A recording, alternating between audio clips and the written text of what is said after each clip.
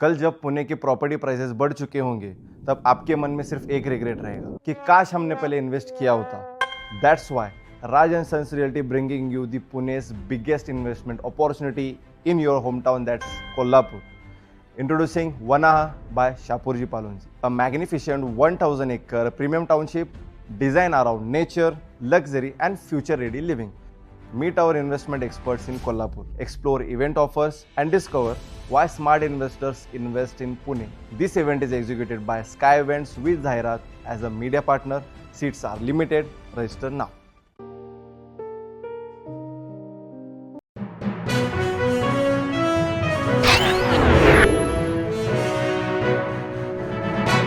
इचलकरंजी शहर वाहतूक शाखेकडून सर्व पालक आणि नागरिकांना आवाहन करण्यात येत आहे की अल्पवयीन मुलांना कोणत्याही परिस्थितीत वाहून चालवण्यात येऊ नये.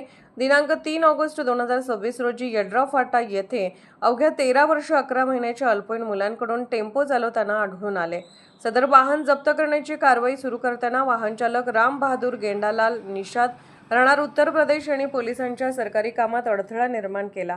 त्यामुळे त्याच्या विरुद्ध गुन्हा दाखल करण्यात आला असून या गुन्ह्यातील वर्षापर्यंत कारावासासाठी तरतूद आहे. संबंधित टेम्पो जप्त करण्यात आला असून वाहनाची नोंदणी रद्द करण्याची प्रक्रिया सुरू करण्यात आली आहे. प्राथमिक तपास सदर आरोपी हा स्क्रॅप व्यवसाय करत असून स्वतःच्या व्यावसायिक फायद्यासाठी अल्पविराम मुलांकडून वाहन चालवून घेत असल्याचे निष्पन्न झाले आहे.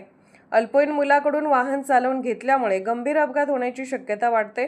अशा अपघातामुळे केवळ त्या मुलाचाच नव्हे तर ते इतर निष्पाप नागरिकांचाही जीव धोक्यात येऊ शकतो. अशा चुकीच्या निर्णयामुळे एखाद्या कुटुंबाचे संपूर्ण आयुष्य उद्ध्वस्त होऊ शकते. त्यामुळे अल्पही मुलांच्या हातात वाहने नव्हे तर त्यांचे भविष्य द्या.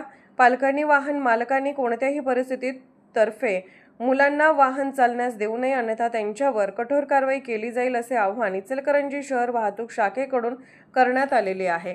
पत्रकार माधुरी भोसले, शहर वाहतूक शाखा इचलकरंजी यांच्याकडून सर्व नागरिकांना आवाहन करण्यात येत आहे की आपण कुठल्याही परिस्थितीत लहान अल्पवयीन मुलांना वाहन चालवण्यास देऊ नये.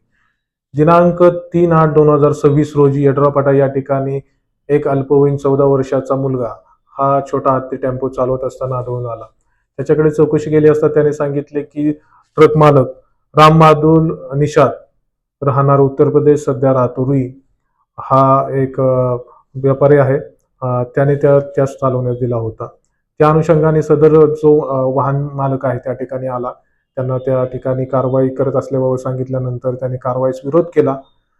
तरी सदर वाहन मालकावर त्याने अल्पवयीन मुलाला वाहन चालवण्यास दिले त्याबाबत गुन्हा दाखल करण्यात आलेला आहे.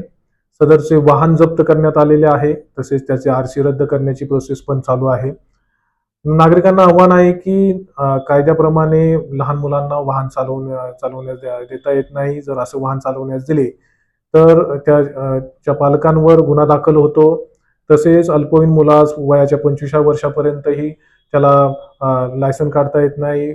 या गुन्ह्यास 3 वर्ष शिक्षा आहे. त्याचबरोबर 25,000 दंडही होतो. मुलाचं भवितव्य खराब होतं. तसेच ज्यावेळेस अल्पवयीन मुलाला तुम्ही वाहन चालवण्यास देता तर त्याच्याकडून अपघात होण्याची शक्यता असते. त्या अपघातामुळे त्या मुलाचं तसेच समोरच्या व्यक्तींचे जीवितही धोक्यात येते. त्यामुळे सर्व नागरिकांना आव्हान आहे की आपण कायद्याचे पालन करावे. अल्पवयीन मुलांना वाहन चालवण्यास देऊ नये. त्याचबरोबर ट्रॅफिकच्या सर्व कायद्याचं आणि इतर कायद्याचं आपण पालन करण्यात यावे याबाबत मी सर्व नागरिकांना आव्हान करत आहे.